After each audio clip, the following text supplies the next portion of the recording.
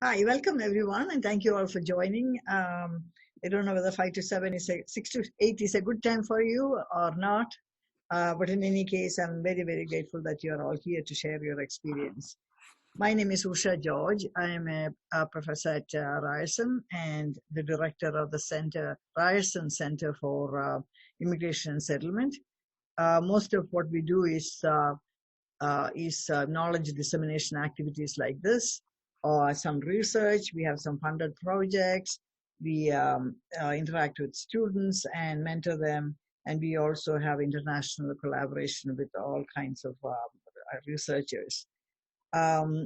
So we the main issues that we look at are international migration, integration, diaspora, and refugee studies. Actually, there is a PhD course called Immigration Diaspora Studies, and I teach that in the PhD program. So I've been the director now for 3 years. Before I became the director, I was a dean of a faculty of community services for 10 years and interim vice president for research and innovation. Again, this is my 14th year at Ryerson. Before that, I was at University of Toronto. Now, before we start anything, I want to do the land acknowledgement. So before we begin, we want to acknowledge that RCIS, which is the Ryerson Center for Immigration and Settlement, operates in downtown Toronto, which is territory covered by the Dish with One Spoon Treaty between the Anishinaabe, Mississaugas, and the Haudenosaunee, as well as a Treaty 13 signed with the Mississaugas of the Credit, and the Williams Treaty signed with multiple Mississaugas and Chippewa bands. In fact, just to jump off that, the relationship between First Nations communities and immigrant communities is a topic of great interest in recent times. So there's a number of people who are kind of exploring that. Now, the purpose of this session, this is actually part of a bigger project called Refugee Resettlement and Integration in Canada, Lived Experience, Lessons Learned, and Promising Practices. It's a digital series focused on Canada's approach to refugee resettlement and integration. The series is funded by a Social Science and Humanities Research Council of Canada SHIRC Connections grant. The overall aim of the series is to engage stakeholders to consider Canada's approach to refugee resettlement and identify changes to policy and practice that will make Canada more inclusive and responsive to refugees' needs. Through this series, we aim to bring together refugees from the past and more recent cohorts, as well as settlement workers and service providers, policymakers, researchers, and students to share insights and lessons learned from research findings, settlement practice, and lived experience. We always find that many a times we find that the settlement sector is sometimes far ahead of us in terms of knowledge around what works and what doesn't work. The researchers are sometimes kind of following that. So we wanted to bring everyone together to see what is it that we don't know that collectively we can bring to the table to understand refugee resettlement better. Right now, we have a project which is looking at the settlement experiences of Syrian refugees. So the project is ongoing, and so that's a sort of impetus for actually applying for this grant and wanting to know more about how comprehensive understanding of refugee resettlement. The series was originally planned as a 2-day conference. However, due to COVID-19 and the necessity of social distancing, we have moved to a webinar format. This will hopefully allow us to cover more topics over the expanded course of 6 sessions. So that's all I want to say about the series, and of course, Sad will take over from here. Thank you, Dr. Usha, for this wonderful introduction. And I want to say hello to everyone that joined us. And today's session will be about community activism and the lived experiences of refugees in Canada, especially their resettlement experiences once they came to Canada. So today's session, we will have three parts. The first part will be a presentation by a community activist and executive director of Syrian Canadian Foundations, Bayan Khatib.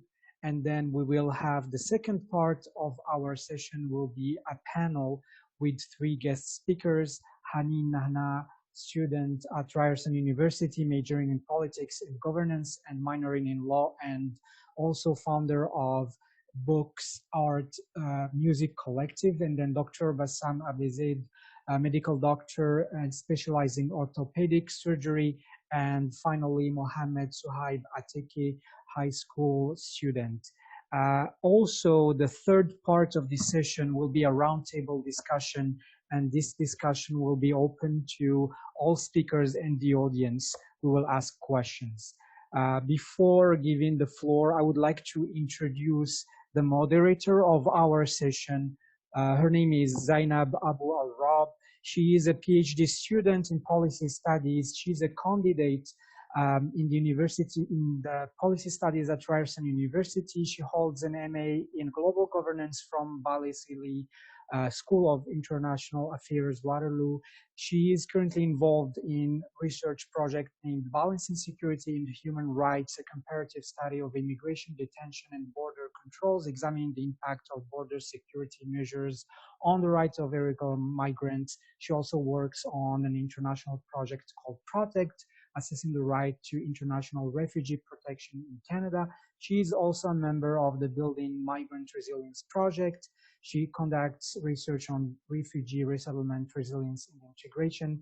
Finally, Zainab is a founder and the lead editor of the Migration Initiative hosted at Ryerson University and a member of the IMISOC OE, Standing Committee Methodological Approaches and Tool in Migration Research in the Erasmus University, Rotterdam, Netherlands.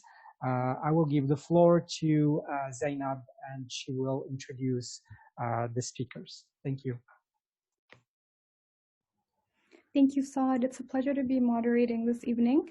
I'd like to welcome you all and our speakers, Bayan Khatib, Hanan, Dr. Bassam, and Mohammed. We'll begin our session today with introductions from our speakers. I'd like to start by inviting Bayan to introduce herself, please. So my name is Bayan Khatib. I'm the Executive Director of the Syrian Canadian Foundation and also co-founder of the Syria Film Festival in Toronto, which happens annually, except for this year because of COVID. Thank you, Bayan. Hanen, the floor is yours. No. Thank you. My name is Hanen, and I am a student at Ryerson University, majoring in politics and governance and law. And I was one of the Syrian refugees arriving to Toronto in 2016. I work for the Syrian Canadian Foundation as an outreach coordinator, and I'm also the founder of Books, Art, and Music Collective. It's Ontario's youth, first youth-led collective that works in empowering equity-seeking young individuals to get involved in civics and community through arts. Thank you. Dr. Bassam. Thank you. My name is Bassam. I am a medical doctor from Syria, specialized in orthopaedic surgery. I graduated from Damascus University Medical Faculty, and I worked as an orthopedic surgeon in Syria, Saudi Arabia, and Jordan. Also, I worked as a medical advisor with SAMS and medical manager with MSF, Doctors Without Borders. I arrived in Canada with my family in 2017. Yes, and I hope that I will be able to practice my profession again as a doctor here in Canada.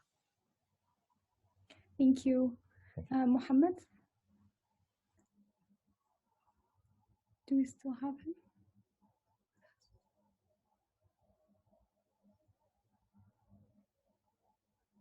Okay, I guess he was disconnected. Yeah, it appears that he's no longer online. Okay, thank you to all of our speakers. We'll now move to our first presentation of the evening, where Bayan will discuss the role of community in the resettlement of refugees in Canada. Bayan, the floor is yours. Thank you. Thank you for inviting me to speak today, and to the organizers for putting together this event, and to our wonderful moderator, Zainab. I'm here to speak about the role of the community in the resettlement of Syrian refugees. But to do that, I feel that it makes sense to take a couple of steps back and to talk about the story from its start. So what happened in Syria? How did we end up in the biggest humanitarian crisis of our time with millions of refugees fleeing for their lives? Many of you may already know that what happened in Syria actually started with children writing freedom slogans on their school walls. The government in Syria responded with vicious violence, imprisoning and torturing those children, and this ignited a popular uprising, a call for freedom and democracy in Syria and to end the brutal dictatorship. Syrians enjoyed 6 months of peaceful protest, and at that time, the promise of the Arab Spring and the dream of a free Syria seemed to be within reach, but then things got very ugly very quickly. The government's response to the uprising was vicious and shocking, and even worse, Syria quickly turned into a proxy war, with several international powers intervening in accordance to their own interests. And so every time we thought Syria hit rock bottom, the crisis actually sunk lower and lower into lower depths.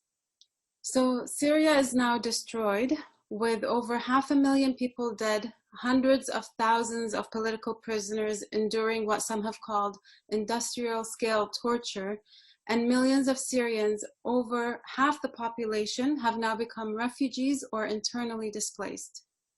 There is no weapon that has not been used against the Syrian people, from internationally banned weapons like cluster bombs, Scud missiles, barrel bombs, and of course, a variety of chemical weapons.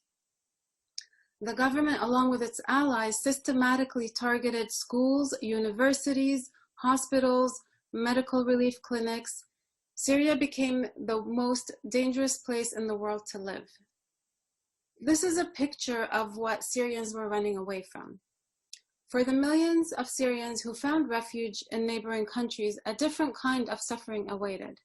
Lack of food, clean water, freezing to death under tents in the dead of winter, lack of medical care, no education for the children. And then there was the plight of refugees trying to leave those camps and find a better life in the West. They risked their lives in dangerous journeys, and many never made it.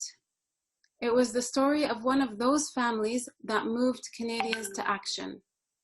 It took the image of Alan Kurdi, one dead baby whose family was hoping to make it to Canada, washed up on the beach, to capture our hearts. In Canada, this image triggered an enormous and heartwarming response. Thousands of Canadians coming together to raise money and form sponsor groups to bring Syrian refugees to safety. Canadians also called on their government to do their part in helping Syrians, and in response to this public pressure, the Canadian government promised to bring 25,000 Syrian refugees to Canada, and they delivered in record time. Here began the incredible story of how Canadian communities came together to sponsor and resettle these Syrian refugees. So 25,000 arrived in 2015-16, and by 2019, there became over 60,000 Syrian refugees in Canada. Canada is unique for its private sponsorship of refugees. I believe that this model has worked beautifully and is a successful example for the rest of the world to follow. There are 3 pathways that refugees can come to Canada. One is government-sponsored refugees, one is privately sponsored refugees, and one is BVORs, which is a blend of government and private-sponsored refugees. So 35% of the refugees who came were privately sponsored refugees. And that means for those refugees, the community carried the entire weight of it, from financial responsibility to settlement and social support for 1 year for those families. So in 2015-16, Canadians came together from across the country, across cultures, religions, different groups came together to sponsor Syrian refugee families to come to Canada. There were book clubs who came together, faith groups, universities, and above all, the Ryerson example was an absolutely incredible one with the Ryerson Challenge. They sponsored an incredible number of families to come here to Canada. And so these sponsor groups work together to bring and support these families for 1 year. There's one scene from a few years ago that I will never forget. I was at a church in Toronto On stage was a staffer from Minister McCallum's office, and he was the Minister of Immigration at the time. And the audience was full of private sponsors. And they were listening to the staffer talk away and make excuses about why it's taking so long. And then they all, in frustration, started shouting together, "Bring our families now, don't put a cap on Canadian generosity." And I was so moved, like all these Canadians calling out to their government to like bring more Syrian families and to process them quickly. It was really a beautiful moment in time. And so it also goes to show that the public pressure really played an important part. So the community not only supported in resettling the refugees once they arrived, they actually played a very crucial role in putting pressure on the government to bring more numbers and to speed up the whole process. There's one great example that I like to talk about, which is a beautiful example of when a church and a mosque group came together to sponsor families. So I was able to help create this partnership between the Toronto First Unitarian Congregation and the Muslim Association of Canada. And so together they raised a large amount of funds and brought together so many families, and they went to the airports together and welcomed the families. They set up the houses with furniture and food together and worked on the settlement plans. They attended events at the mosque and church together. And it was just a wonderful example of Canadians coming together with no agenda other than a humanitarian one. So the other story of community support lies in the story of the government-sponsored refugees, the ones who arrived to temporary housing across the city, such as the famed Toronto Plaza Hotel, which temporarily housed over 1,200 Syrian refugees in 2015-16. These government-sponsored refugees were under the care of Costi Immigrant Services, headed by Mario Cala, who is one of the most incredible persons I've met in Canada. Costi was overwhelmed with the speed that the government was bringing in these families, and members of the community started to show up at these hotels to offer their support and volunteer, and they welcomed them because they really needed the help. And actually, this is where the story of the Syrian Canadian Foundation also began.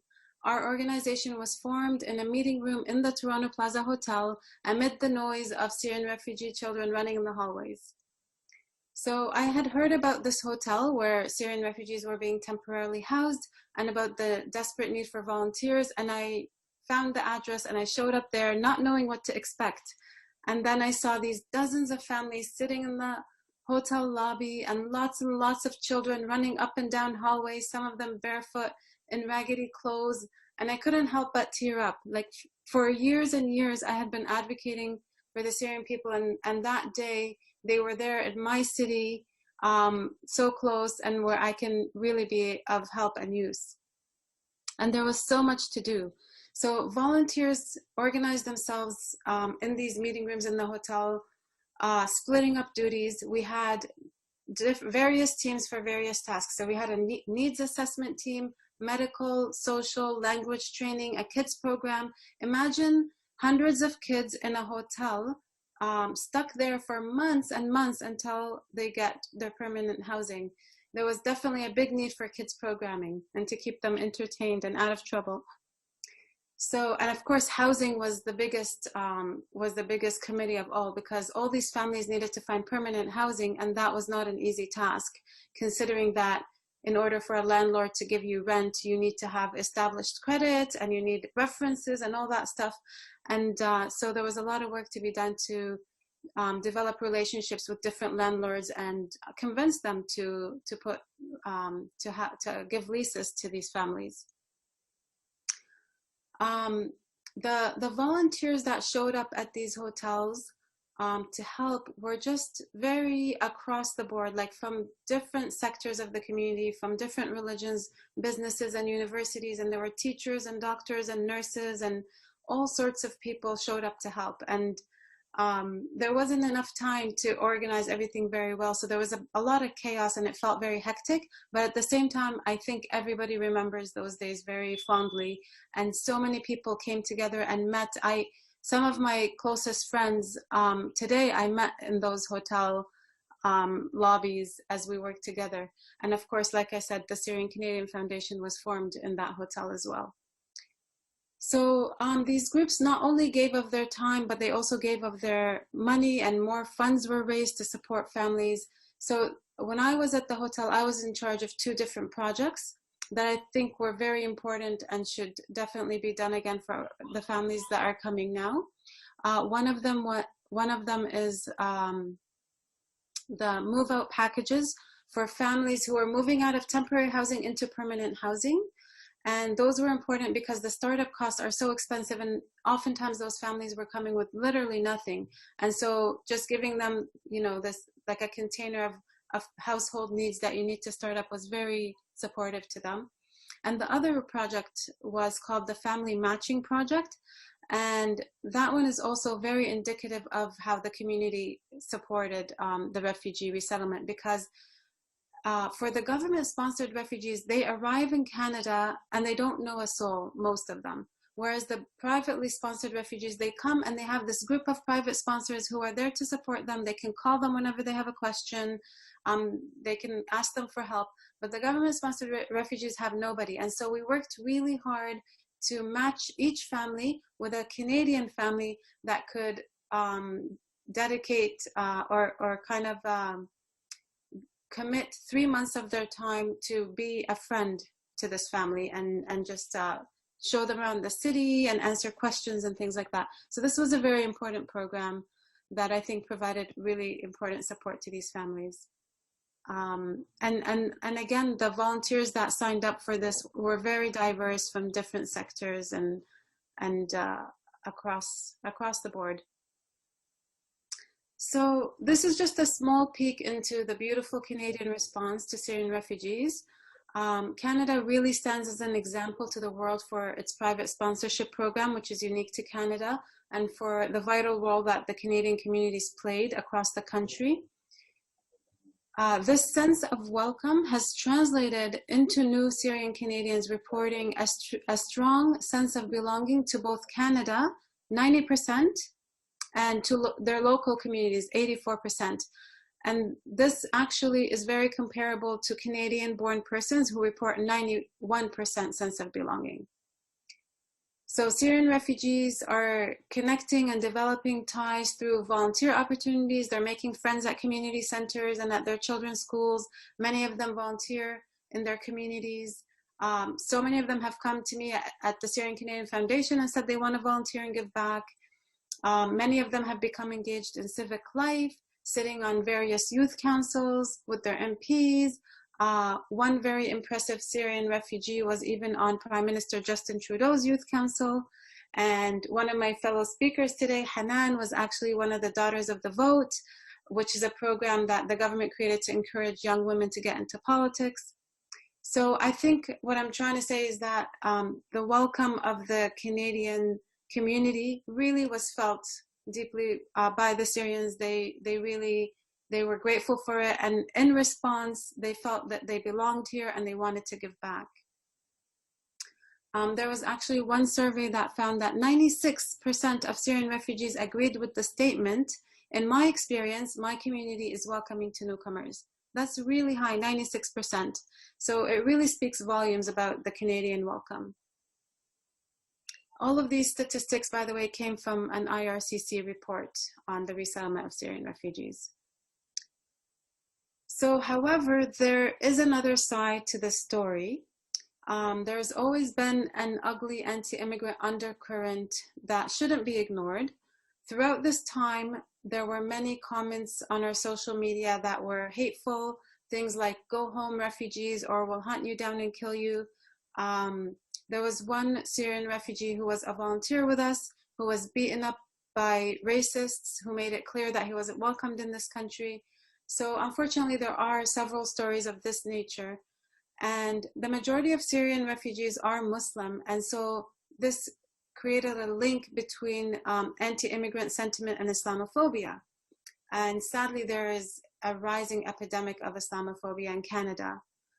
Only 1/3 of Ontarians have a positive impression of Islam, and more than half feel its mainstream doctrines promote violence. which is an anomaly compared to other religions. This came from a report released by OCASI, which is the Ontario Council of Agencies Serving Immigrants. So Canada has seen a number of recent incidents targeting Muslims, some of them very violent and terrifying, like the murder of a mosque caretaker in Toronto a few months ago. And of course, none of us can forget the horrific incident where a gunman opened fire at the Islamic Cultural Center of Quebec, killing 6 people and wounding many more. So events like this tell us that although most Canadians believe in the good of a diverse Canada, not all Canadians share in that vision, and often this hatred of others can turn into quite terrifying violence. So fighting back against this kind of hatred and xenophobia will be a continuous struggle for Canada, and each of us must carry the responsibility of that burden. So I guess this is the thought that I would like to leave you with today. Let us work together to ensure that Canada remains a welcoming and safe place for diverse people. And I hope that when the next humanitarian crisis hits, Canadians will look back at the beautiful community response to the Syrian refugee crisis and decide that we can do this again. Thank you. Thank you, Bayan, for such an informative and interesting presentation. I've had the pleasure of working with Bayan and seeing firsthand the impactful work her and her team at SCF do. So thanks again so much. We'll now move to the discussion where our speakers will share their insights on their resettlement experiences in Canada. We'll go in the following order, starting off with Hanen and then Dr. Bassam, and finally Mohammed if he's reconnected. So I'll start off by asking our speakers to share their experiences in settling down a year after arriving in Canada, in particular which places did they live and how they were able to build personal and professional networks. Thanks, Zainab. And I just wanted to acknowledge something. I just wanted to thank you for the work that you're doing. I think the #1 solution that we all work with for is having refugees speaking for their journeys and their experiences rather than having people speaking on their behalf. So thank you for doing that and by acknowledging that we are existing on this land and we can share our experiences and speak about our journeys. So just to give a little background how I came to Canada. So I grew up and I was born in Aleppo, a beautiful city in northern Syria. I think Bayan also from the same city. So it's a beautiful city, but unfortunately I had no chance to learn more about my city and visit those historical places that we see on the pictures. I left Syria when I was 14 or 15 years old. I moved to Turkey and I escaped the war and I moved to Turkey with my parents, and it was a horrible journey because I had to escape borders with no passports. So it was scary and not a pleasure. And I stayed there for 5 years. Of course, I was labeled as refugee in Turkey, so I didn't feel welcomed. I didn't have enough support to even enter the education system and continue my education and find a job. Even though I learned Turkish and I volunteered in my community and I wanted to be part of that community, but there were a lot of gaps and I was not able to integrate. That's the word. So when I was volunteering, I heard about the government program that is welcoming Syrian refugees to Toronto, and I wanted to apply for 2 reasons. The #1 was, of course, for my mom to continue her treatment in cancer, because it was challenging in Turkey, and the #2 was for my siblings and I to continue our education. For my parents, coming to a country, the unknown, that's what they called Canada before. So to come to Canada where they had no family and no friends, they don't speak the language, it's different system, different culture for them. They had fear, like they were scared to come here. But for me, as a young woman, the 18 years old young woman, the very passionate and very eager to learn, I wanted to go for this challenge and I wanted to come with my family and apply for that program. So I applied for the program and we were lucky enough and we were selected to be one of the families that we were welcomed in Toronto in 2016. It was a cold February. We came to Toronto. I was overwhelmed with the welcome and the support that I received from Canadians in the airport and at the hotels that Bayan mentioned. So when I came, I stayed in a hotel in downtown Toronto. And I was supported by COSTI, the agency that also Bayan talked about. And something that I wanted to mention, I think what helped me to form the network and the connection that I had was the community volunteers, the community leaders that came to those hotels to support refugees and to learn about their journeys. I remember there was a community leader. She's not only a community leader to me, she's a sister and a friend and a mother. Her name is Tina, and she was volunteering at the hotel and supporting the families. So I went to her and I said with my limited English, I was at that time level 4 and 3 from 10, and I went and I said, Tina, I want to volunteer and help you with translation. I don't speak perfect English, but I'll support you when you need help to support the families. And she was like, yeah, for sure. And she used to call me and I go to those conversations, and I wanted to take it as a learning experience. And why I wanted to take that as a learning experience, because I was the only child at home who spoke English in the family. And I was 18 at that time, and I had a big family. We're 9 people. So I had to do all the papers for my parents, for my siblings. I had to find the house. I had to calm my parents because of course they were stressed, like it's a different environment. But I went to Tina, and whenever she was working with those refugees, I go to her and I listen to what she's telling them, where to apply for school, where to go, how to find support, how to find your house. And that's how I was able to find the house for my parents in Scarborough. We moved to Scarborough in after like a month of arrival, and we have a very diverse neighborhood here. We were also very welcomed and supported. We're still in the same neighborhood, and I stayed connected with those volunteers, and I wanted to give back, but also I wanted to take this as a learning experience. So I volunteered and I formed the connection that I have in the community. And maybe like later on we can speak more about the challenges and the barriers that I faced in my first year, but I will leave it now to my fellow panelists.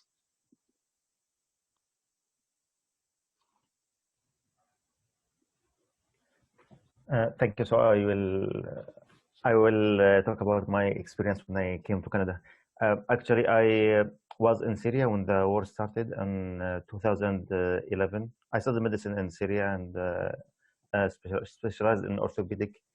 I was in Syria when the war started, and I know like a lot of details that Bayan explained about the children who wrote on the walls, and they are from our city.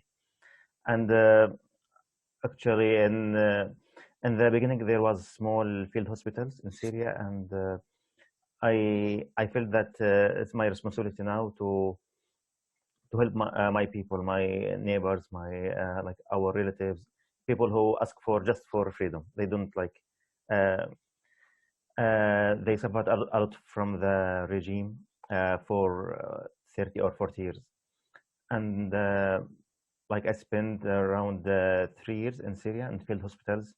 I worked in different field hospitals. We used to receive many mass casualty, wounded people, sometimes 5, 10, 20, sometimes we received 50 wounded together. The regime was target like any group of people. They don't care if they are fighters or civilian people. After that, I worked. I left Syria to Jordan. I stayed in Jordan for around 3 years. I worked for SAMS, which stands for Syrian American Medical Society, as medical advisor. We supported some field hospitals in south of Syria and in Ghouta, Damascus, rural of Damascus. After that, I joined MSF, Medicines Sans Frontières, or Doctors Without Borders. I was medical manager with Doctors Without Borders. Also, I was orthopedic surgeon in the reconstructive surgery hospital in Amman, Jordan. We used to treat many refugees from Syria and from Yemen, from Iraq, for emergency or urgent cases, also for the reconstructive surgery, like the deformity and the problem after the surgery, after the war, like years after the war. And on 2017, I arrived in Canada with my family, my wife and 3 children. First, we came to Toronto COSTI was the organization that helped us in the first 2 months. And then also Tina, she helped us also. I tried to find a place for rent in Scarborough or East York. I decided to stay close to Toronto because there is an office for MSF in Toronto downtown. So like my plan was to stay close to Doctors Without Borders. This is a great organization because I want to join them again and to help refugees or people who are suffering and who are in need, or even if this is in their their work out of Canada. Then Tina advised me to go to Mississauga. There are like a big community from Middle East, so I can meet doctors from Syria or from other Middle East countries. They can help me and guide me how to authentic my credentials and to see the steps to practice again as a doctor here in Canada. Yeah, so I've been in Mississauga for 3 years now with my family. Actually, before I come to Canada, I expect Canada will be like very cold country. I will see snow all the time, and when I in summer, very beautiful country. My wife like to see the green and trees and flowers and all of these views. We didn't expect at all that we will find Canada like this. We expect it will be just the snow, but fortunately it was very beautiful country. Yes, and for 3 years I've been in Mississauga. I met a lot of doctors, and yeah, I worked with an organization, but not a medical organization. Yeah, that's it. Thank you. Thank you so much, Dr. Bassam, and thank you, Hanen, for sharing your stories and your initial settlement experiences. We'll move now into more detailed questions on resettlement and the resettlement process, and we'll go in the same order as before. So the first set of questions: during resettlements, who has been the most and least approachable or responsive? How receptive and supportive were the services used? What barriers have you faced, and how did you overcome them? And finally, what other settlement aspects you prefer to have had? I just wanted to also mention something regarding Bassam's point. I remember when I was in Turkey preparing to come to Canada, they told me that there is no summer in Canada, and I was prepared that there is no summer. So I got all my winter jackets and I came, and when during the first summer, it was pretty hot, and I'm like, what? No one told me that it's going to be so hot here, but it's definitely beautiful. I love the winter, and I'm enjoying staying here. So regarding your question, for the services that I think that was most helpful, I remember when I came here, there was a big gap, and the gap was simply accessing the services that is offered for us, and that's why I mentioned the role of volunteers and community organizations, and like what the Syrian Canadian Foundation, when they came to hotels, because those are the people who connected us to those services. Because most of the refugees, specifically the Syrians who came in those last 4 years, our parents, they don't speak English. And for us, we came with very limited English. So how would we be able to even Google and search about those services? So I personally, my story, my family and I were not able to access the services that they were offered to us, and we faced a lot of barriers, and the barrier that I wanted to speak about today, and I think a lot of refugees youth my age face, and still to this date, was the educational sector. So in 2016, when I arrived, I was told to go to high school, and I was 18 at that age, and I just listened to people because I thought that I don't know about the system, and people know better than me, and they know what is good for me. So I went to high school, and I was placed in a grade 9 class. Of course, that was not fair for me because I'm almost finishing my high school and preparing to go to university or college. So I was placed in grade 9, and the way that I saw that I, as a young person who escaped wars, escaped borders, and worked at a very young age, and is the the person who is responsible at the family to work, to do the papers, and to translate and to find a job after this year, because like the support was for a year, and then you have to find a job to pay your rent, for example. So I was not able to connect with those students, and I was not able to make friends. And of course, I addressed that concern with my counselors and teachers. And I said, hey, this doesn't work for me. It's not fair. I understand English and I speak English, and this is not a fair replacement.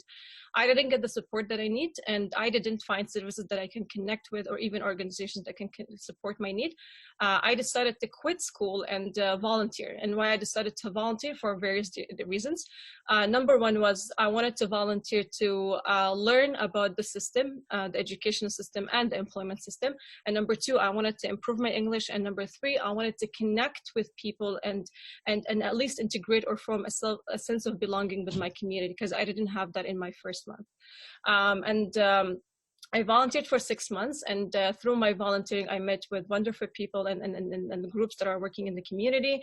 And I co-funded one of the projects, was specifically to fill in this gap, and was the Starter Kit project. So this project started by us Syrians, for Syrians, to fill in the gap in the education system and educate newcomers on the options and the opportunities that they can access to attend post-secondary education, and also be trained to prepare for the IELTS and the TOEFL, those English like academic tests. And also connect with professors and Canadian students where they can learn about the fields, because it's a completely different system. And then I also volunteer with a group of students across the country from various education and different backgrounds. And we run an education Facebook group called Newcomers Educational Support Canada. It's still currently running the group online, and it hosts over 3K members. And it's a self-supportive group. We share opportunities, and we post answers and questions to what the newcomers are asking regarding education and employment sectors. After those 6 months, I felt I'm ready. I had the confidence to go back to my school and to go back to my teacher, chemistry teacher, who told me, and I'm quoting him now, your English is not good enough to go for a chemistry grade 12 university level. You should go back to college, or you should drop off the class until you improve your English. And I knew English was not the problem, because I was able to understand him, and I was able to work and finish my assignments, and I was able to speak to my classmates, and I was able to connect and fully understand. But I knew the problem was the system. I didn't know how to log into my student account. I did not know how to use the online system. I did not know how to use the locker at the school, because it's a different system for me. So I knew that the problem is not us newcomers. The problem was the system, and it's not designed properly for us. And I still believe until this moment, this barrier is it's faced by a lot of newcomers and refugees, and they're being told that they have to go to the first option, which is high school, and there are a lot of options, which is like you can apply to college, upgrade your courses, go to university, or you can go to adult school, or there are a lot of options that we don't tell newcomers about because we think we know more than them, and that's something I'm passionate about, and I know like Bayan and I are like always talking about educational options that we want to work on, and yeah, so that was one of my barriers, but I was able to fill in the gap. For my parents, it might be different, and maybe Bassam can speak about this later, but for my parents was, of course, the language. The language was a big barrier for them, and of course, we can relate it to the educational system. ESL classes, they're placed in ESL classes, and my mom, we came 4 years ago, now it's almost 4 years and a half, so she can speak English with an accent, and she can, like now she does the work, whether like applying for, I don't know, like for the PR card or like the health cards, going to the bank. However, the system is still challenging for them because they are repeating the same classes all the time. So that's one of the barriers that I faced, and how I overcome that barrier simply by volunteering, and that's something I always advise newcomers. It's something not common where I grew up and where I lived, even in Turkey. So volunteering is something important for newcomers to integrate, and I think it's important to educate like not only the youth but also the parents about the importance of volunteering.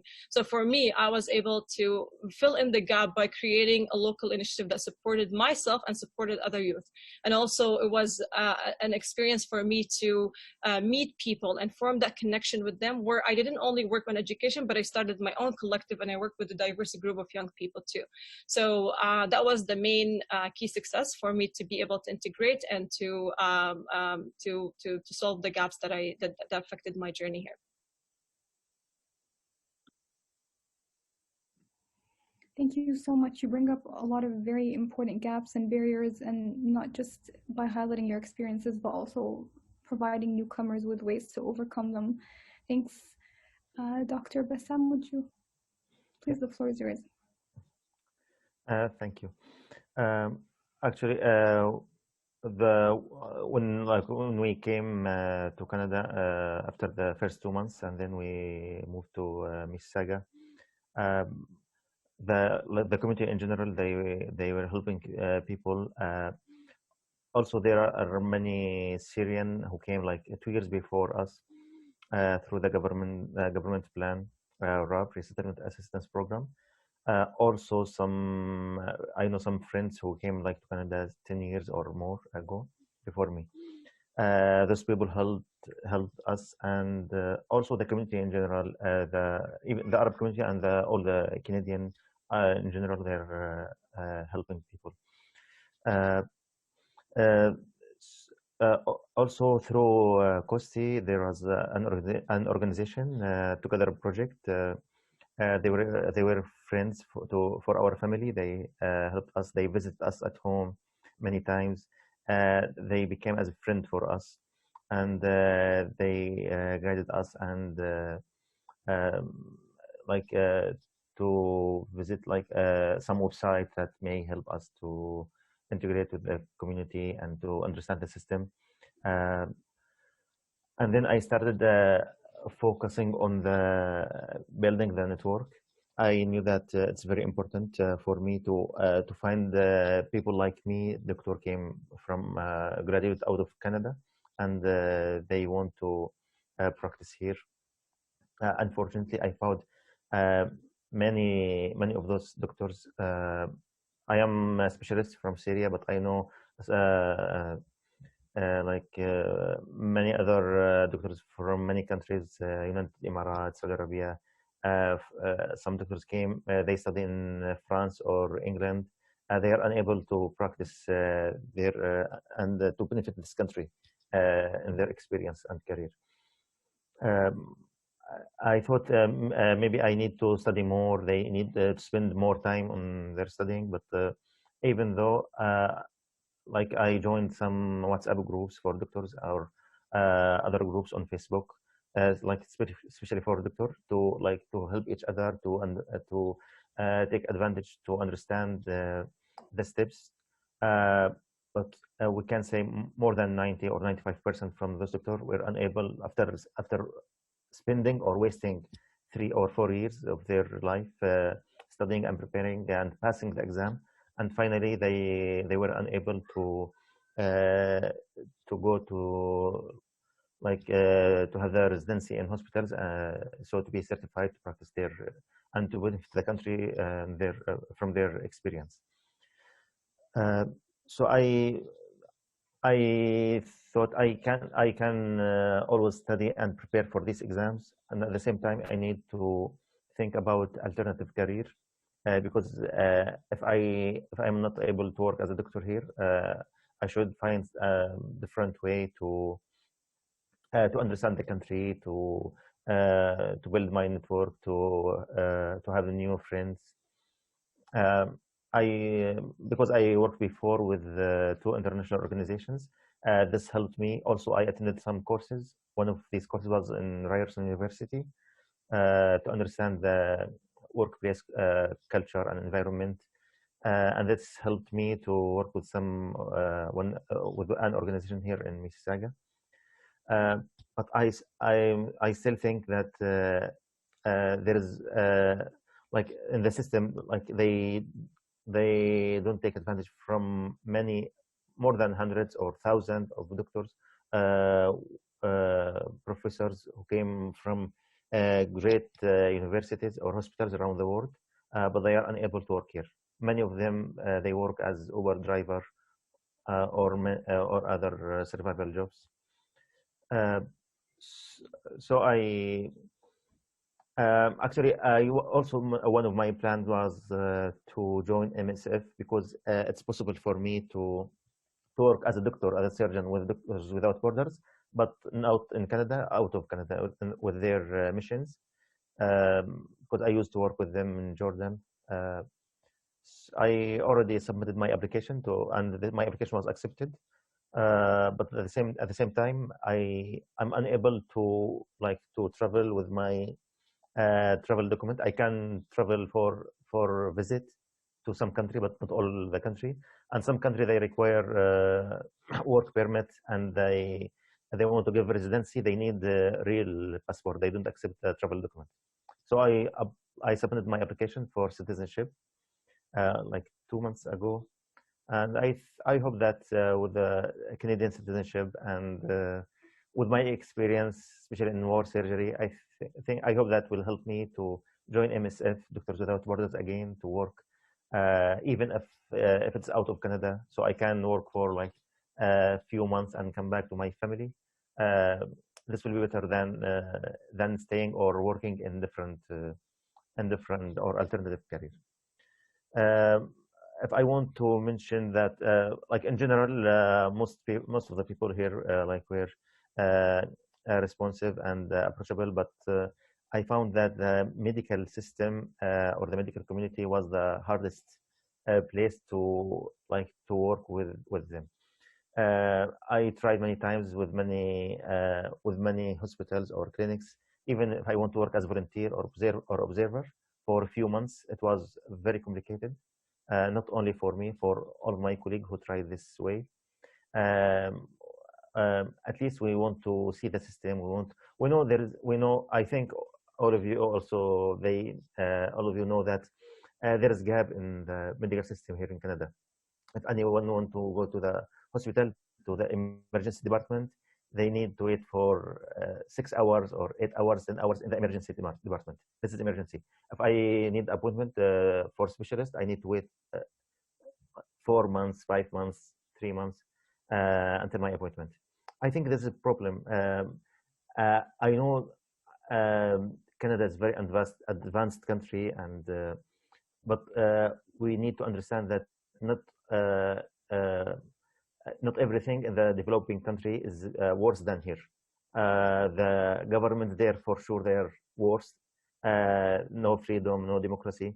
But some points at the developing country and the health system, especially in the emergency, if we want to focus on emergency, I think there is great need or big need here in the emergency, like in Saudi Arabia, in Jordan, in Syria. We used to go to emergency, and usually our problem can be resolved in 15 or 30 minutes. But here it was it was shocked for me when I first time took my 2 daughters to the sick kids for emergency thing, and I waited for more than 8 or maybe 9 hours. Yeah, and then they give us an appointment. And I try after that 2 or 3 times, and I found the system, like this is the system here. People need to wait for at least 6 hours, maybe in the emergency department. Even though I will continue, I will do my best. I believe that one day I will practice my profession here in Canada, and I will help the people who helped us and who welcomed us. I will participate in building this great country. Thank you. Thank you. Wishing you the best of luck on that journey. Thank you to both for providing insights into barriers and important issues around labor market integration and the education system. I had just one follow-up question on what can be done in general, your thoughts on the role that service providers can play in helping to reduce these barriers and for refugees to enter the labor market or the education system a lot more easily.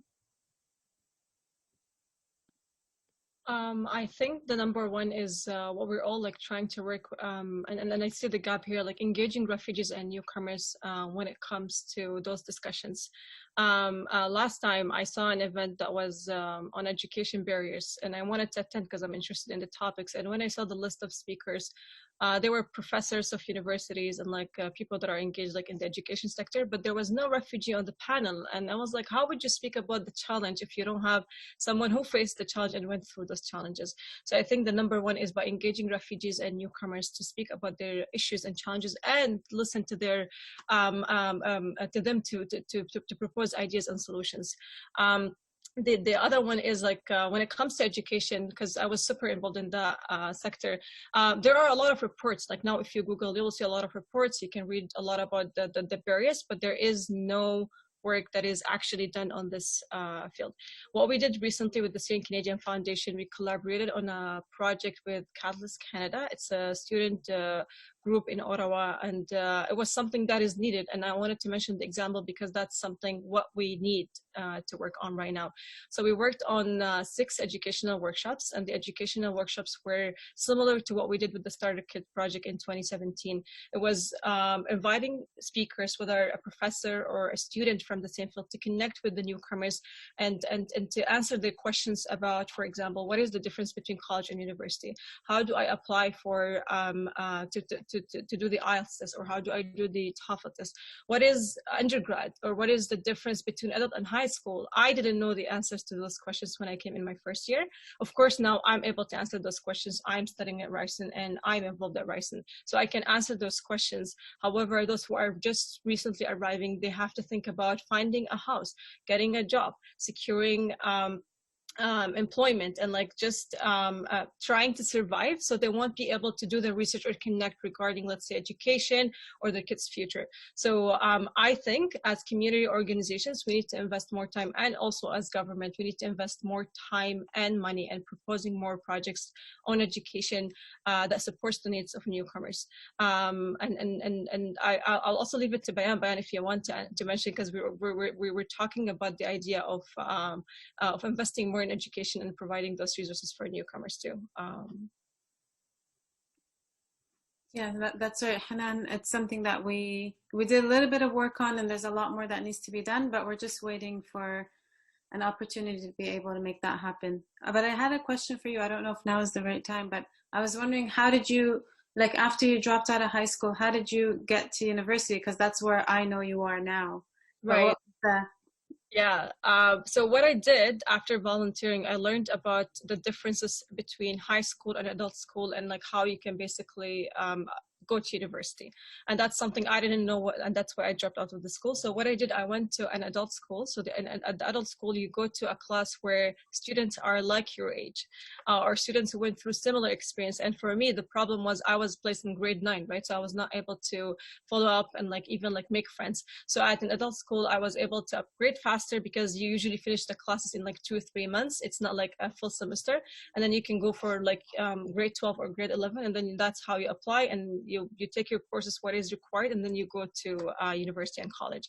But that's what I did. So I learned about the system, and then I figured out that there is something I can do, and I went for adult school. So how long were you in adult school? For less than a year, like 6 months. Oh, okay.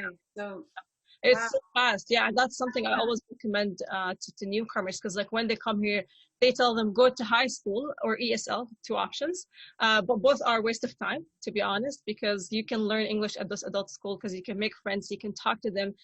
You don't learn English only by listening to your teacher. That's not a good way just to learn English. Of course, you learn the grammar and the way the academic writing and everything, but if you want to learn about the community, about the system, you need to integrate and communicate with people, and that comes when you work and when you volunteer and when you go to schools where like are not designed just to learn something. It's like more to engage you together with the students. So I really recommend this to all. Like whenever I see newcomers, I recommend them to attend adult school. Yeah. Also, if you don't mind, I also totally agree that if we want to help the newcomers to, especially one of the greatest barrier for the newcomers is the language. For me, I studied in Syria. Medicine is taught in Arabic, and the language was one of the barriers that I faced here in Canada.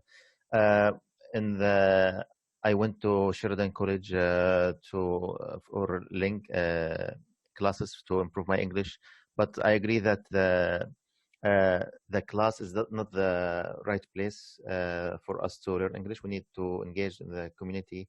We need to volunteer. We need, because in the ASL classes, I have friends like me. They need to learn English. I can't learn from them. Actually, I need to communicate with the people who speaks who are fluent in English. And so to overcome the language barrier, I think yeah, it's necessary to engage the newcomer with the community to work as volunteer, as assistants, to benefit or take advantage from their experience. I think it's not we don't ask them go first, improve your language, and you need to study to be certified, and then you can join the work or the field that you used to work, that you have experience in. This is not the correct way, I think. We need to engage them to the system as a volunteer or assistance, even for years, but it's okay. At least they are improving. They work in the place that they used to work in, at the place they have experience in. And then during this time, they can improve their English, they can understand the country, they can understand the system, they can participate or I wanted to add something to maybe like if you work for an organization and like if you work even like on your local initiative or project, I wanted to also mention something that is very important. And I wanted to take Bayan as an example to this because what's important when it comes to finding solution is to give opportunities to refugees and newcomers. So I know when I applied for the job at the Syrian Canadian Foundation, I wasn't evaluated as a refugee or like as a Syrian or someone who speaks Arabic. They looked at my experiences. They didn't look at my accent or at my English. And that's something I see whenever I apply for jobs or I go for like opportunities. I don't put language as a barrier because, hey, like I'm doing perfect. I learned in like 4 years, and I don't think that would be an issue for me. So giving opportunities to newcomers and refugees is something very important to solve those issues that we're just talking about. Because if like two things that I wanted to mention too, I don't know if there are newcomers here too. So two things newcomers think of when they come to Canada is number one, oh, I need the Canadian experience in order to find a job or in order to volunteer. And number two, my English might be a problem. Those two are not a problem. Like, and this is I'm speaking about from my experience and from the youth around myself who are contributing and doing so much in their community now, and they just came like 3 years ago. The Canadian experience, you do have an experience, and of course you need to interact with people and to learn about the system, and that comes when you volunteer. Like give your time in your first year, second year, just to learn about the system, meet people, understand the mindset. Maybe the mindset might be a bit different, but for me, when I wanted to enter the job market, I didn't work in my first year. I knew that it's kind of competitive to find a job in my first year, so I decided to volunteer. And then after that first year, I wanted to apply for a job. And the first option that I saw was Starbucks. And of course, for Starbucks is a company that is not about serving coffee, it's about connecting and talking to people. So as a newcomer, I said, hey, how is my English? Will I be able to communicate with those customers? Will they be understanding? And like, I don't speak fully English, right? And I set up a goal, and then I decided to take Starbucks as a challenge for me. And I accepted the challenge and I went for it and I applied and I got the job. And then I started to work for the company, and I remember one of the customers came to me, and I was cashing him for the coffee, and he said, I want my change to be loonies. And I didn't know what is loonies. And I was like, sir, my English is not my first language. I would really appreciate if you tell me what is a loonie. I didn't call my shift supervisor, and I just like communicated with him, and he was like, hey, you're doing great. Your English is perfect and welcome. And he was so nice, welcoming, and he told me what is a loonie. And then I took that as an experience. So I worked for Starbucks. I was connecting with customers. I improved my English, but I knew that it's not a gap for me. It's not an issue. It's not something that I have to stop until like I improve my English after 4 years and then apply for the job. So I know we are willing to work from the first year, but it's okay to take some time to volunteer.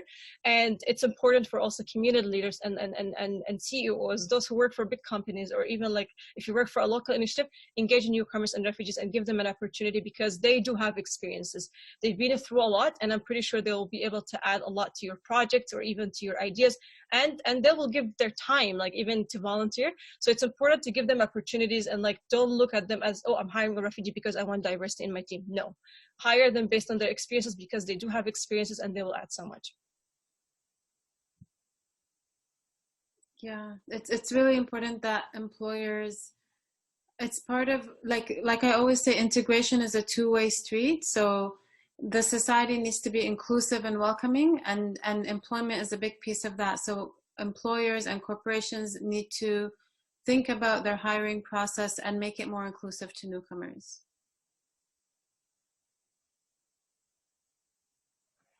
Yes, thank you so much for your insights, Dr. Bassam. Is there anything you'd like to add before I move on to the next question?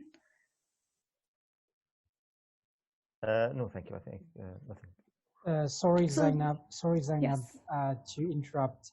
I've just noticed that we have a message from Isabella, and then she said that she noticed speakers mentioned faith groups and service providers in their sharing. Can they please share more about what kind of support you have received from faith groups and service providers respectively, or what are the roles for faith groups and service providers in supporting your settlement and integration? So Isabella's question is in the chat box. I don't know if Hanan and Bassam can see it. Yeah, I will provide my insights on this question. Thank you. Faith group took an important part specifically to my parents. So we practice Islam, and when we came to the neighborhood, in my neighborhood, I live in Scarborough, but I live in a neighborhood that is very diverse. So my neighbors, I have a Jewish and Christian wife neighbor, and then I have an Indian neighbor who practice another religion. So for my parents, they wanted to see people from the same community too, just like at least to ask them questions. And like the first question parents ask, like, can I raise my kids here? So the support that they got from the faith group was connecting with them and answering their questions. That was the number one for my parents. So they were able to connect with them and ask those questions and like learn more about the country. And also during I know like a lot of faith groups, including like churches or like even mosques around my neighborhood, they contributed during Ramadan or even during Christmas. A lot of refugees, when they came here, they didn't feel that like those celebrations. They didn't have people around them. So mosques I volunteered with the mosque and the church in my neighborhood, and what we did, we used to package those gifts and like send it to the families just to welcome them and tell them, hey, you have a new family here, and like you can celebrate and then you can learn more about this. We used to provide resources, and also my family used to access the service for the service providers and here in specific, what I personally think that was a big contributor to my success and my family's success in Canada was the volunteers in the community and the community leaders, that they were not only answering your questions about integration to Canada, but they were taking you step by step, like how to walk a young kid and telling them like that's how you walk. For example, when I came here, I did not know how to take the TTC. I did not drive. So the way that they do it, they show you. I remember what the volunteer used to do with me. They used to have like a paper, because I didn't know how to use the Google map. They didn't know, they used to have a paper and like they draw for me how to use the TTC. And of course, when it's needed, they used to go with me to the hospital. When I needed interpretation, when I needed any support, I used to reach out to them. And they volunteered with us for like almost a year. And now when they come to us, they're like, oh, now they come to me to support them in like something I offer, because like I'm now involved in the community and I work with youth and I work with women, and like they reach out to me for those services. So they're like, hey, like this is a great, because we're giving back to each other, right? So that's how the services providers and the faith group helped my family. Also, I think it's something necessary for the newcomers because there is something called culture shock. So like when people comes from a culture to a different culture, for anybody, they need like to integrate with this new culture, like step by step. So when the newcomer find people from same faith group, so they help them. They help them to like to move step by step to, especially in the specific times like Ramadan or Eid, or so they feel like they are, yes, they are in a new country, they are in different culture, but at the same time they they can take their kids to these events, and they can explain to their kids who who were born here. So I think it will help to make the move from previous culture to new culture, to make it like gradually. Thank you. Thank you both, and thank you, Isabella, for your question. We'll now move on to the last question for this panel discussion before we take a 10-minute break. What is the overall evaluation of your experience coming to Canada, pre-arrival, during arrival, and post-arrival? Hanen, would you like to start? I think for me, before, as I mentioned earlier today, when I was in the process of coming to Canada, I was excited. Like, I was super excited to come to the unknown and discover what is this country. Like, I had no idea what is this country, and I knew that there are going to be a lot of challenges, but I was ready to face those challenges, because for me, I see challenges as opportunities, and I go for those opportunities, and like, I'm eager to learn and like just discover new things. So for me, the road was long, the road was hard, but I was able to overcome those challenges, and again, I'll mention how I overcome that hard road is simply by volunteering and by connecting with my community. If you are a newcomer and you're listening to this now, I think the number one key for you to be able to integrate and to be able to feel that you're part of this country is to volunteer and offer your time. And again, it's not you're just giving your time to support the community, you're also learning, and you're also connecting and just improving everything in your life, because it's a new system and we have to invest time to learn and to adapt, because it's not easy to adapt in Canada. And also, for now, the way that I see myself, when I came here, I was studying sciences, and I was like, I want to be a doctor, and like, I want to go for that.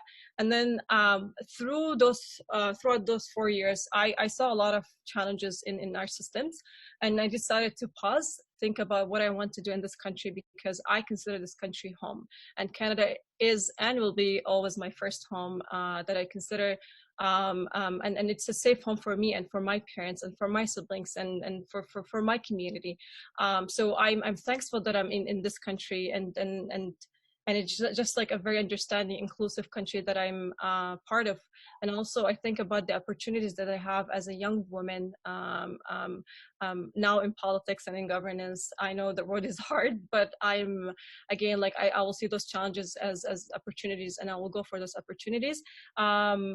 Integration took a lot of time, but I was able to integrate in my community, and I'm investing a lot now to support the needs that we need to support newcomers and refugees. And I wanted to mention BAM as an example, the group that I started with other group of young people.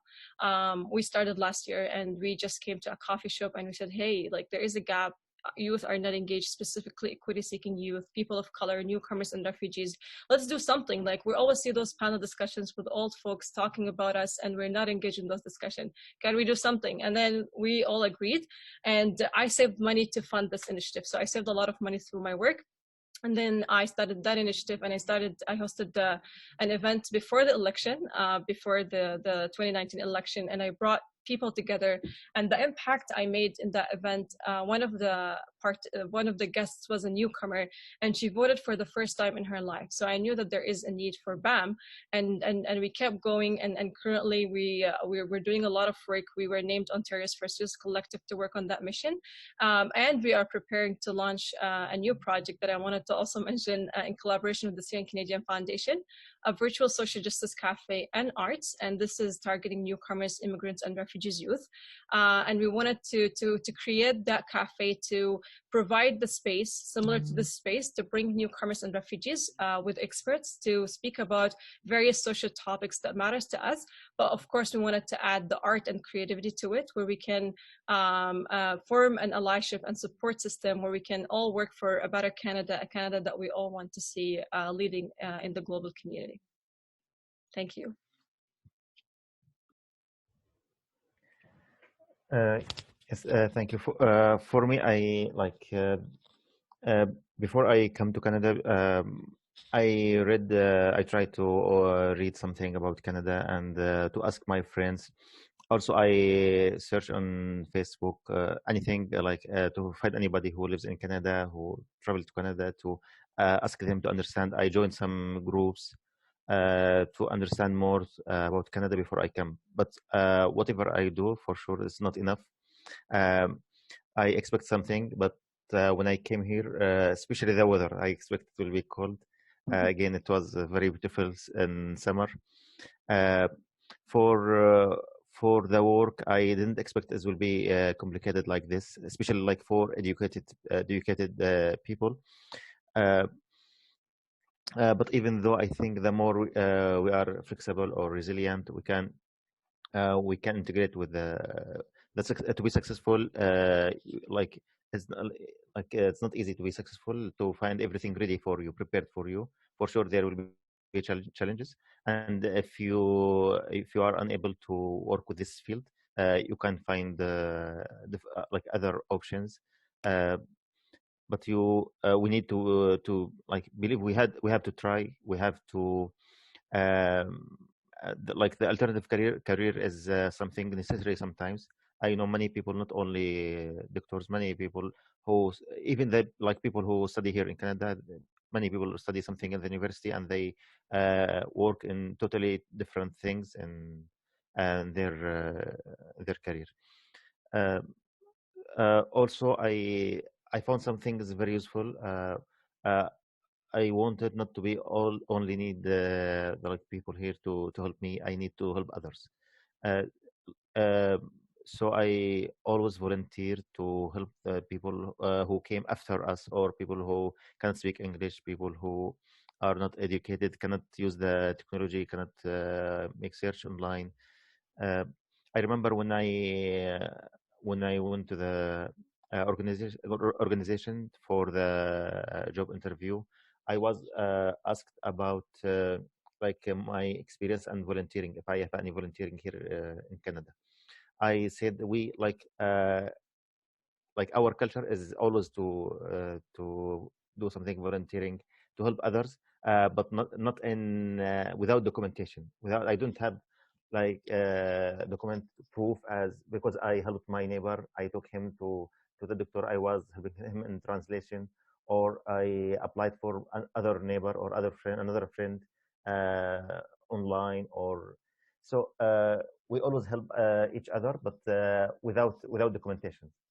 And I found this is very useful. So the more I help others, I learn more, and especially during my work now, uh, I found there are like many resources here in Canada, but unfortunately, many people who are in need, they don't know about these resources. They just want somebody to help them, to guide them, how to apply, how to find these resources, which can help them and resolve many of their problems. Thank you. Thank you for all the work that you both do to give back to the community and for sharing your insights and experiences with us. We'll take a 10-minute break and then reconvene for a roundtable discussion.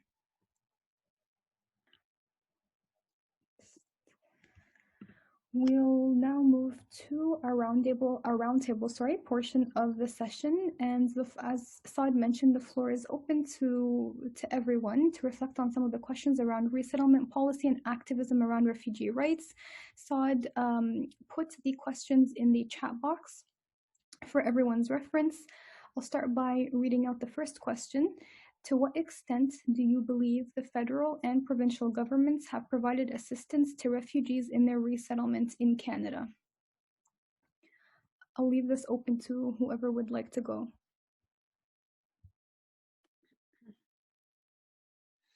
Okay, I can answer that. I think that the government has done a pretty good job of supporting newcomers to Canada.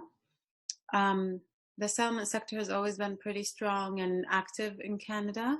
I think that when the big numbers of Syrian newcomers arrived in 2015-16, that was an anomaly, and it did create a sense of overwhelming you know, there was a lot to be done all at once, and so it was kind of different than the normal times.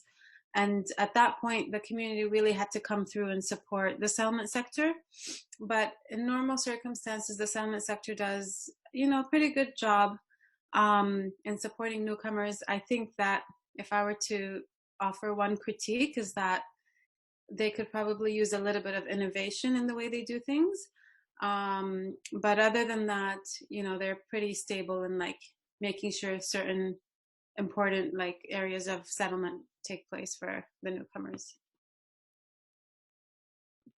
And I wanted to add something to this. I truly believe, yeah, like the government of Canada did a great job, and the number was not a small number. So of course, whatever is done is great. But I also wanted to mention, I think what we need from the government is to invest more in local initiatives that are run by community leaders or by the refugees themselves, because refugees who are running those initiatives have access to the community that we need to support.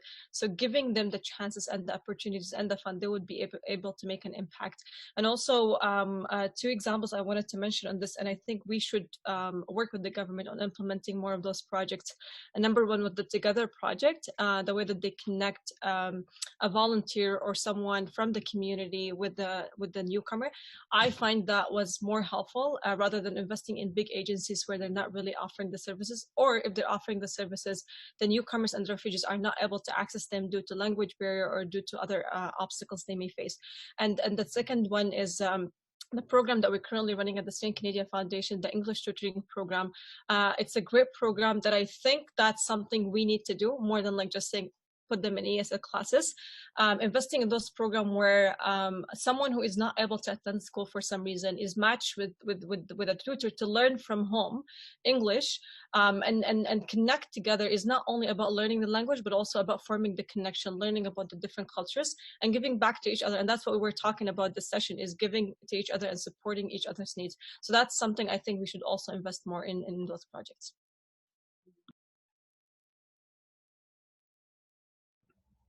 Thank you, Hanen and Bayan. Would anybody else like to provide any insights?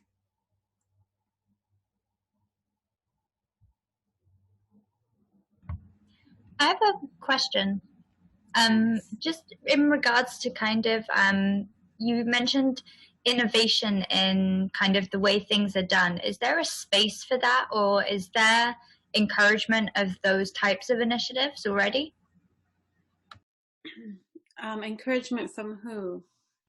Is there funding for it? Like, is the problem recognized that the systems aren't innovative and it doesn't work in a lot of ways, but there's people who have done workarounds? Like, there's a growing community of people who have like been able to work around the system and have knowledge of how they've done that as well, which can be kind of rebuilt into the system. And I'm wondering if there's an arena for those types of initiatives, for incorporating basically like user experience and user feedback. I would say very minimal, not zero, but minimal. And it's something that we need to advocate to the government to change that. So, for example, right now there's a small fund open called the Service Delivery Improvement Fund, which offers the space for settlement agencies to reimagine a program and improve it and innovate. However, sometimes the government will give you money for piloting a project, but then because you're not part of the meat and potatoes of the settlement sector, your project, once it's done, will be dropped, and then you're struggling to find funding to continue your innovative, great project, and there's nowhere to go. So that happens. So they just put these little pockets of money for innovation, but not like the kind of support where we can continuously run and develop and build on innovative ideas. Okay, so really looking at kind of how can would it be a case of connecting kind of grassroots initiatives and empowering one another and looking at things of sharing resources? Would that be something which could help?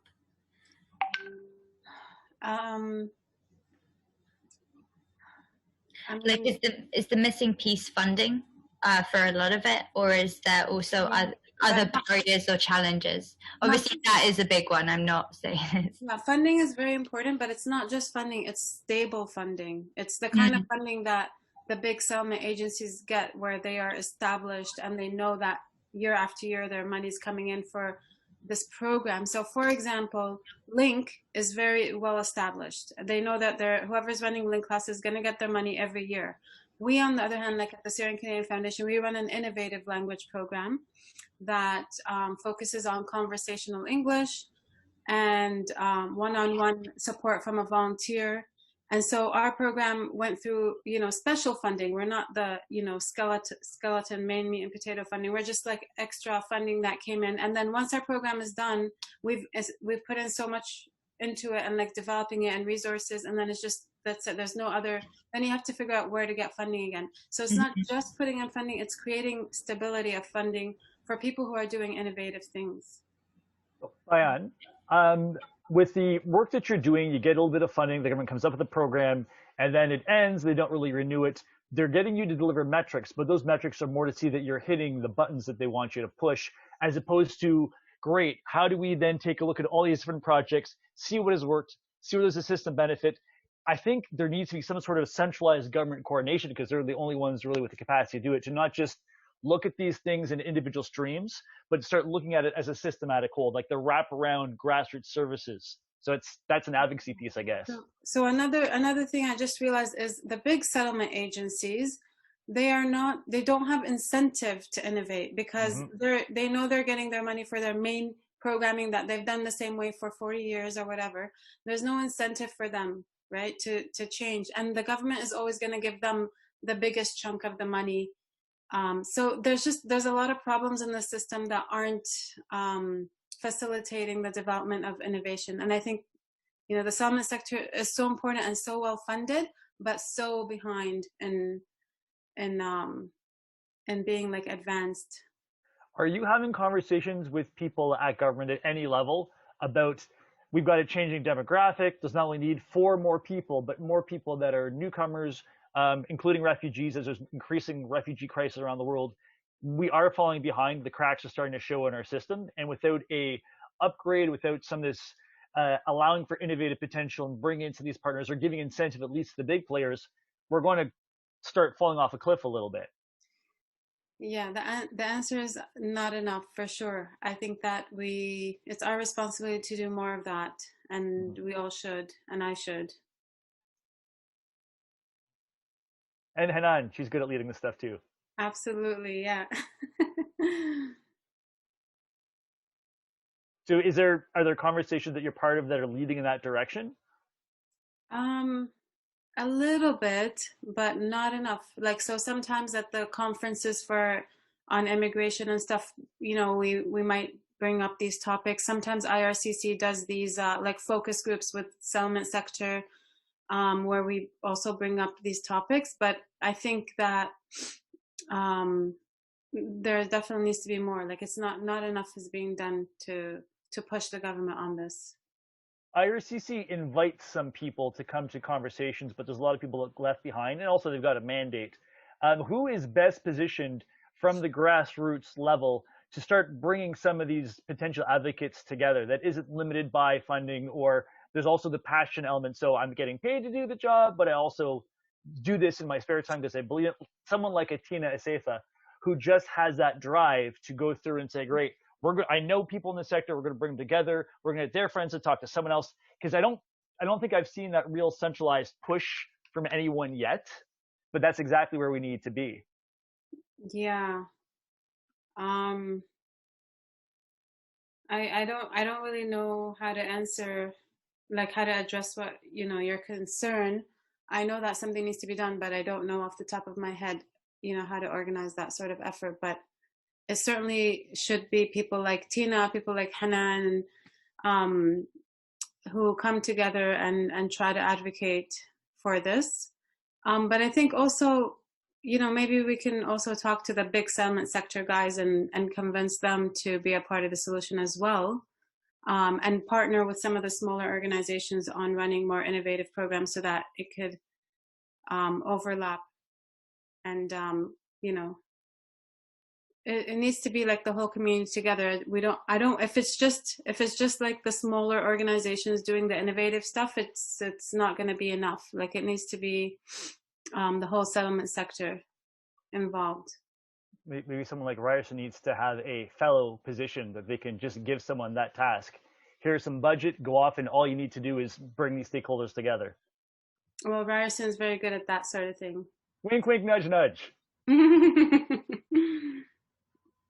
Thank you, Bayan. Thank you, Craig. And thank you, Kitty. Moving on to our second question.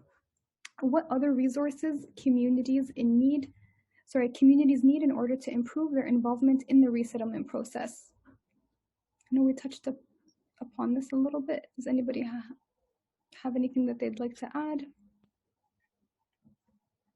I will just go and share like my list, because like I have a list, like a small list that I always share. So I think it's back to what we were talking about. It's like, of course, offering more opportunities when it comes to employment and when it comes like to hiring refugees and like giving them opportunities to volunteer, be part of their communities, investing more and like pushing the government to invest more in educational programs for refugees and invest more in the ESL classes.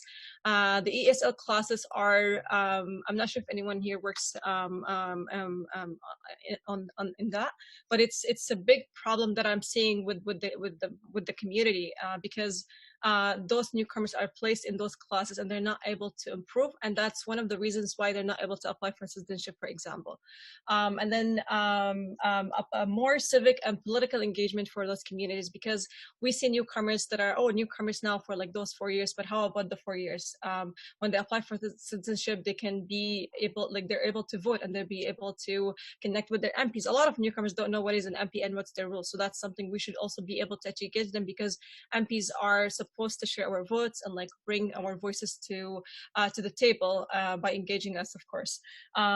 So again, like more about their rights and like how they will be able to protect themselves when they face racism and discrimination at the job market or even in the community. And lastly, sharing stories. And I think what I wanted to mention by sharing stories, I wanted to highlight Welcome Home Toronto. I know we have two people from the team, Craig and Kitty, from Welcome Home Toronto today. I volunteered for Welcome Home Toronto for quite a bit of time, and what I like the human library that we work on, which is sharing stories of newcomers across the country, not only in Ontario. And the reason behind this library is just like to share a story and post it online. It's just to create that human connection that we need. Most of the time refugees are stereotyped, and I think by sharing their stories, we bring communities together, and also we give hope for refugees like our parents and like those around us to be able to integrate and to see another refugee is succeed, or another newcomer is opening a chocolate factory, for example. So it's good to read those stories and to highlight the success stories that newcomers bring, and that's something I think we should invest more, all of us, to highlight.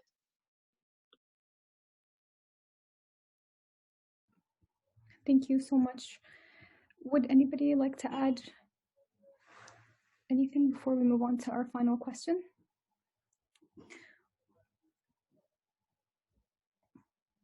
Okay. So in a reimagination of refugee settlement in Canada, how can we ensure the voice of refugees is heard, which Hanen already touched upon, but if anybody would like to add any thoughts or have any questions that they'd like to pose.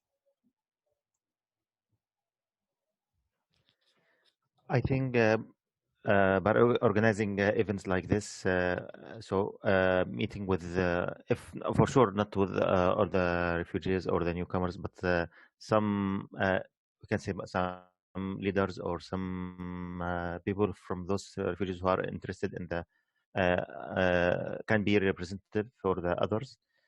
So if it is not regular meetings, so maybe it can be once every 3 months or 6 months to understand their needs, the improvement that they achieve. And because we see that some organizations, they support the refugees or the newcomers in the first year, but after that, there is no communication or no contact with them. I see that in the communities for the newcomers or refugees, always they discuss the same issue. They They discuss their problems or their needs, but they don't have somebody to advocate for them. I think there's like there is something missing between the refugees and with the government. They need representative, or they need something like regular meetings to understand, to see their achievement or improving. I can answer that as well. I think a couple of examples of how we can reimagine refugee settlement in Canada is to ensure that the voices of refugees are heard, is to make sure that refugees are at the table where decisions are being made. And not only that, but perhaps on the advisory committees and on the board of directors of settlement agencies, which makes a lot of sense, and in other community organizations as well. And second is also supporting refugee-led initiatives, and there are several in our city that I know of. So it's very important to make sure that we support those initiatives, because oftentimes, you know, like if you're a refugee or a newcomer, it's very hard to even figure out where to get resources for your initiative and whatever. So we need to take proactive action to make sure that they are supported. So those are two ideas that I had. And I just wanted to add something also, like to Bayan's point. I think it seems like very simple when we say we want refugees on the table, but it takes a lot of efforts and time. And it's again like simply by implementing refugees' voices and the policies, and by including those refugees on the table, establishing baselines, and like tracking refugees' participation in decision-making process. And I don't know if you follow up with the recent news, but Canada had no refugee participation in Geneva until like this year. Mustafa Alio, the founder of Jumpstart, was representing refugees, which was a great example. And that's something is needed when it comes to policy making and then speaking on behalf of refugees. So to just like summarize this, we cannot deliver programs and services for refugees without having them part of those discussions and services. So without us, nothing for us. So I think it's simple when we say this, but again, it requires a lot of work, and our participation is important, and to make sure that whatever we're working on is achieved. Yes, for sure it is.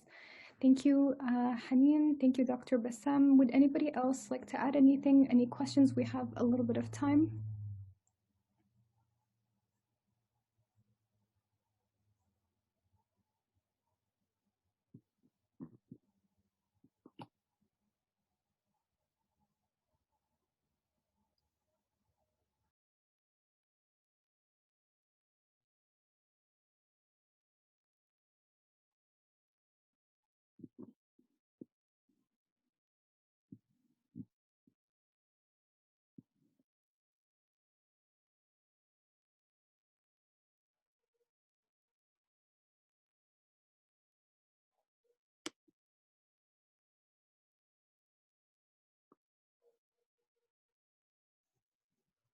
I've got it.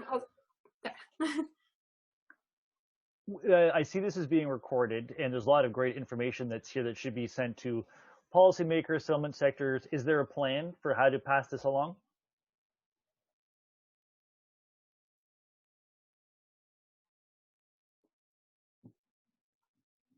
I have seen my colleague Turney. I believe she wanted to say something. We are part of the same team, and we will be for sure sharing those recordings with like in our website, and we have also like a Twitter account, and we are active also on other social media. So I believe that the content of this event or series will be shared for sure.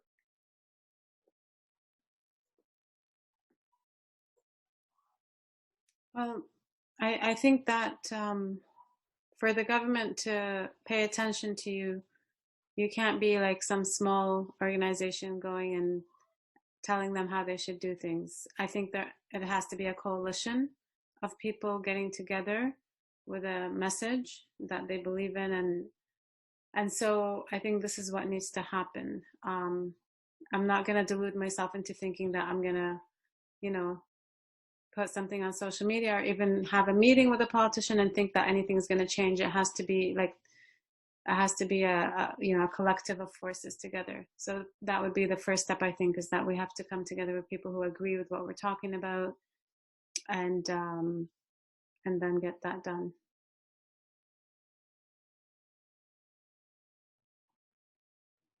Thank you, Bayan. Would anybody else like to ask? Oh, there is a question here. I'm just going to go ahead and read it from the chat. So as we are talking about the resettlement process, what would you say we have a bigger gap?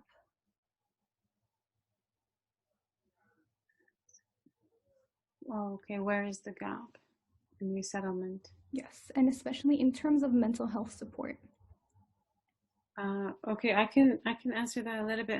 In terms of mental health support, the biggest gap was providing service in the language of the newcomers, because when people arrive here, it takes them, if they have zero English, it takes them a long time to learn English, and their mental health needs are, you know, they have those needs from the time when they first arrive.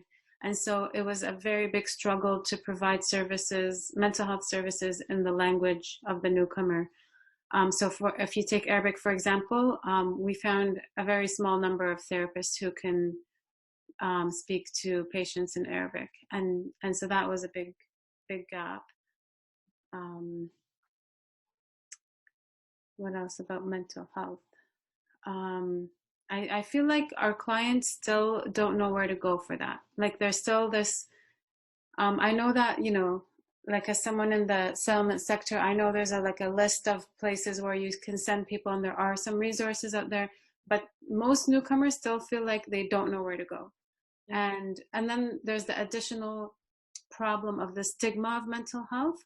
And so that you see that in the way that mental health services are delivered. Right. So when they are delivered by someone who is not from that person's culture, it just doesn't work. It doesn't work for them. And they will not go to, most often will not go to someone who is not from their culture, who is doing this like mental health programming. So it's very important that we provide services to newcomers that are accessible to them, that they feel that comfortable to utilize. And there is a big need there. So right now we're running a women's support group in Arabic for Arabic-speaking newcomer women, and it's kind of a mental health program, but we never called it mental health. We called it Coffee and Friends because we wanted it to be casual. But the person running it is a mental health counselor, and she does bring up important topics. She talks about depression, anxiety, raising kids, all those important topics, but she does it in a very culturally sensitive way, and so she's able to reach them. So unfortunately, this program we're running for free and have not been able to obtain funds for as of yet. I think also like some countries like the Middle East, they don't see that the mental health issue is a problem. They see the problems only if they are sick, if they are financially need, but for mental issue things, they don't see it's a problem. They used to consider it, they don't look at it as a problem, or sometimes they are shy to share their problems or to ask for assistance for these things.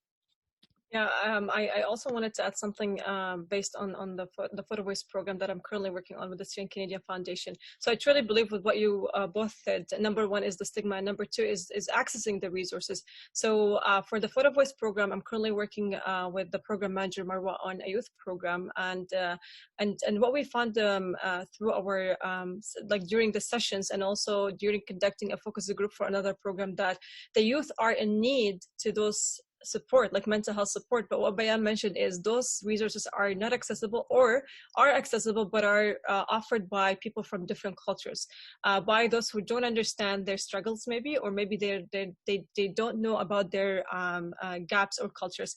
And I had a chat with one of the organizations that is offering the service, and I asked the question, are those experts from the same culture, or at least they speak the same language? And they said no. And when I said, what is the reason? And they said, we don't have enough support or enough budget. And when I asked them, how do you ensure that they are, like the counselors or like the psychotherapists are aware of the cultural barrier, or maybe the cultural needs that the newcomers need? And they said, we train them. Even if you train them, I believe there is still a gap in connecting both together. And I truly believe that there is a need in bringing them together and offering those services in their first language, because again, there is gaps for me, even though I speak and understand fluently English, but I wanted to go to talk to a specialist. I went and I booked someone who speaks Arabic. I wanted someone who understands my needs and someone who understands my culture, so we can relate to each other and they can support me, because that's something I need.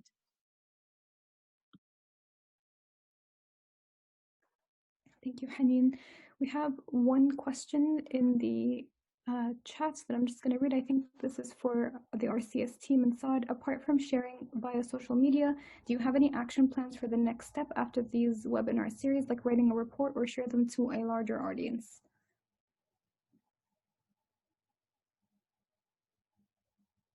Do you want me to answer that, Saad? Yes, please, Journey. Yes. Thank Okay. you. Hi, everyone. I'm the coordinator of the Ryerson Center for Immigration and Settlement. So Usha, my name's Tierney. Usha and I wrote the SHIRK grant, which essentially gave us the funds to be able to run these sessions. And as Usha said earlier, we originally imagined this as a multiple day sort of gathering where we would have invited certain stakeholders who, including representatives from different levels of government, so to sort of facilitate those conversations that people have been saying that we need, which I agree with entirely, in order to spur innovation. In this case, we will at the end be posting the videos of these sessions. We are going to write a report of each session summarizing what was said, the takeaway points. And then this funding, it's part of a program through the Social Sciences and Humanities Research Council of Canada called the Connections Grant funding. And you write a report at the end of your findings, which gets given to the funder, the Canadian government. So they will be presented with that, but also we then disseminate that report to the community, people at different levels of government. We will share it on our own website as well. We will be having more sessions after this going forward, and we also would like to write more proposals for grant funding of this type. Normally we do a lot of research projects. This is not research funding. It's specifically to facilitate these types of conversations because, like Usha mentioned, research is often far, far, far behind the settlement sector in terms of recognizing what the issues are. We're running a study right now, and we're finding everything that's being mentioned. We've heard this like 4 years ago, and it's still an issue. And so what has the research study actually done? And when we write that report that comes out of it after 2 years from now, what will actually result from that? So yeah, our plan is to go forward with more of this type of funding to facilitate more of these conversations. Tierney, if I can make a suggestion, as someone that deals with a lot of people in settlement-related sectors and looks at a lot of reports, your brain starts to get full of too much information, and the way that they're presented is very academic. And not only is it less accessible for even those that are fluent, but if you're trying to hit target audiences that might not have English as their first language, the reports are not being designed for the average audience. They're being designed for other academics. So I would really recommend designing something that is more user-friendly, set a precedent, show academics the right way to present information in a user-friendly way, and look about getting it translated so it's not just accessible to the average bear, but the target audience. And I know there's some language service providers like MCIS Language Solutions that do have a social development budget where they can do some interpretation, translation stuff for free. So there might be an opportunity there to not only do something that is innovatively user-friendly, but also is translated so it's something that's accessible to your end users. I agree entirely. Also, I was going to add we have a research study. It's a partnership development grant called the Syrian Resettlement Study. And our entire team is fluent in Syrian Arabic. And so we've conducted the study in Syrian Arabic, and we do intend on disseminating the information from that study in Arabic. So to follow along those lines, although part of the study will also have to be translated to English to meet the guidelines from our funder. But yes, I agree entirely. I also think that having more of these events in different languages and just normalizing that rather than the necessity of it always being in English. There are certain funding requirements. For instance, we have a Immigration, Refugees, and Citizenship Canada study, and actually a requirement of any events you do with that funding is that it be presented in English or French, which is a silly requirement. But yes, the Shark funding, there are no requirements like that, so we can disseminate in different languages, and I agree completely, we definitely should.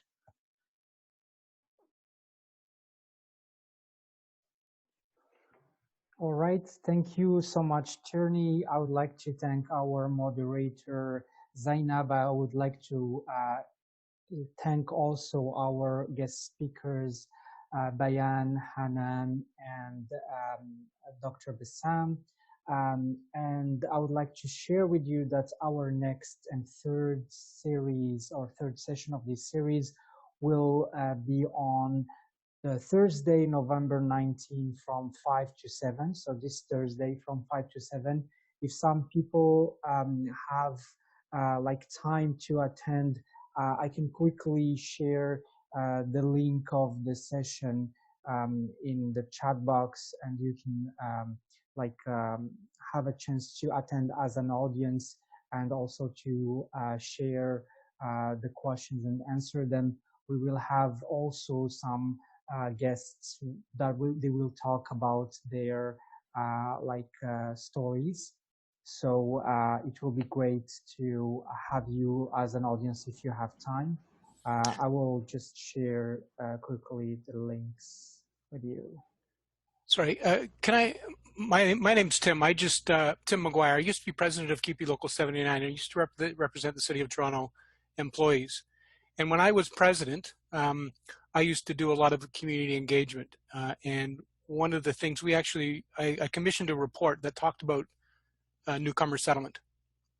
And it was part of a broader agenda of community engagement towards the end of the Ford years. Some of you might not have been here when Mr. Ford was mayor, Doug Ford's brother. But it was towards the end of his years, and we wanted to get a number of progressive policy movement before the election where he might not be mayor anymore, so we then would have a chance. And one of those areas was newcomer settlement. And I'll try and make this short.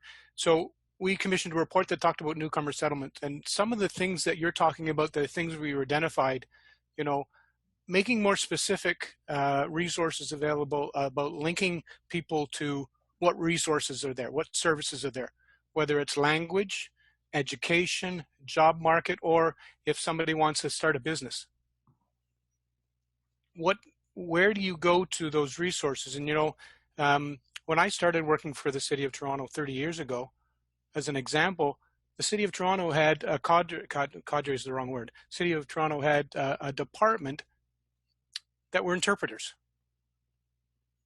So if newcomers were coming to the city and needed services, the city had internal interpreters that they could link them to services.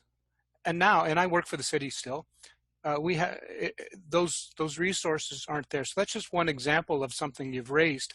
But I think it's so important for, at an earlier point, I think it was Bayan, hopefully I didn't butcher your name, about coalition. The other thing we did around that report and other groups and labor is when we released a report, and so maybe a question to Tierney, when this report is going to be released, is there going to be a coalition of partners calling for action, calling to move things forward. And from recent experience, or actually for the last 5 years, it's been shown time and time again that Mr. Trudeau moves if he gets pressure. I actually am not a fan. I know this is recorded, but he says progressive things, but the only time he does them if he feels pressure. The only time we had $2,000 a month for people suffering under COVID from March until August, and the only reason we had better results coming out of the mix of EI is because he had pressure from Jagmeet and the NDP and other groups. So I think that a lot of the things that this government would like to take credit for in terms of Syrian refugees and other things only happens if pressure is put on. And I think, to Bayan's point again, that can be done if there's a more likely to be done if there's a coalition of partners. And a lot of other groups, including trade union, likes to say wonderful things. And sometimes trade unions can be convinced to actually walk the talk around working with other groups to make those things happen. I really appreciate. I just saw this on Facebook, and I've long been concerned about settlement and immigration, migration matters. I'll just make one more point, and then I'll be quiet. I'm kind of a guest in here. Is that I really like what you were saying earlier about a number of you saying earlier. There are wonderful things about Canada. There are wonderful things. Often we welcome people. But there's also sometimes this other side where there's lots of judgments of newcomers, whether refugee or immigrant. And I think that, you know, sometimes the former side can win out over the other side. And I think we continue to push for that from my perspective. So thank you. I just wanted to say that I think coalitions really can move governments to do the right thing. Thank you so much, Tim, for this wonderful intervention and insightful ideas. And for sure, like there are many people that need to come together, government, communities, and all together in order to improve like situations for refugees, for newcomers, and all the parts that are continuing to come to Canada. We are at the end of our session. I would like to thank everyone for attending. And if Dr. Usha has like a final comment or something that she wants to share towards the end, you are welcome.